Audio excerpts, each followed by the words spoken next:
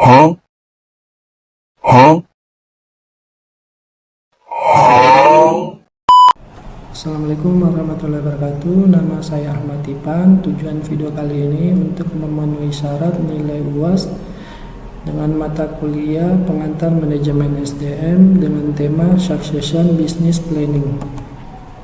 Apa itu succession planning? Succession planning atau perencanaan suksesi adalah proses memilih dan mengembangkan karyawan yang penting untuk memastikan kelangsungan peran-peran krusial dalam perusahaan. Tujuannya untuk mengidentifikasi karyawan yang berprestasi baik serta memiliki potensi menjadi pemimpin di masa depan. Mereka akan dibimbing dan dikembangkan agar dapat naik ke posisi-posisi tingkat atas atau senior. Mengapa succession planning penting? Succession planning sangat penting bagi bisnis karena dengan succession planning perusahaan dapat memastikan bahwa mereka akan selalu memiliki sumber daya manusia untuk mengisi posisi-posisi yang dibutuhkan. Manfaat apa saja yang perusahaan dapatkan dari program succession planning? 1. Menurunkan tingkat turnover karyawan. Adanya program succession planning memungkinkan perusahaan dapat mempersiapkan karyawan-karyawan yang memiliki potensi untuk menjadi pemimpin pada masa depan. Hal ini memberikan rasa aman dan kepastian bagi karyawan, sehingga mereka cenderung untuk tetap tinggal dalam perusahaan dan tidak mencari kesempatan di tempat lain.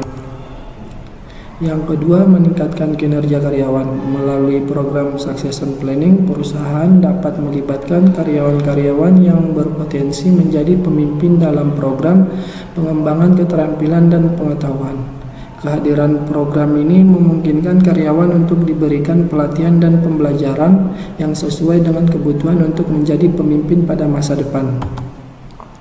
Yang ketiga, meningkatkan efektivitas rekrutmen dari segi waktu dan biaya.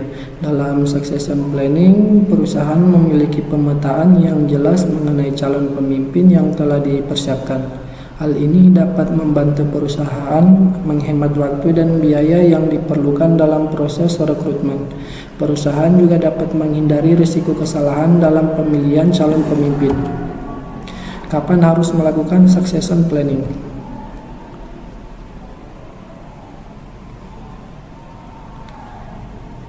Yang pertama itu saat memiliki bisnis keluarga, jangan mengandalkan kesepakatan suksesi yang tidak resmi atau hanya berdasarkan kata-kata saja, tetapi buatlah rencana suksesi formal.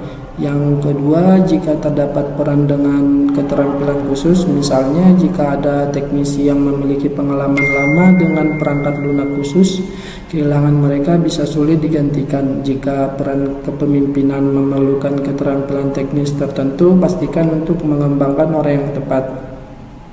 Yang ketiga, ketika para pemimpin senior akan pensiun dalam beberapa tahun, mulailah perencanaan suksesi sesegera mungkin, sebab mencari dan melatih seseorang yang sesuai untuk mengisi peran tersebut bisa memakan waktu yang cukup lama.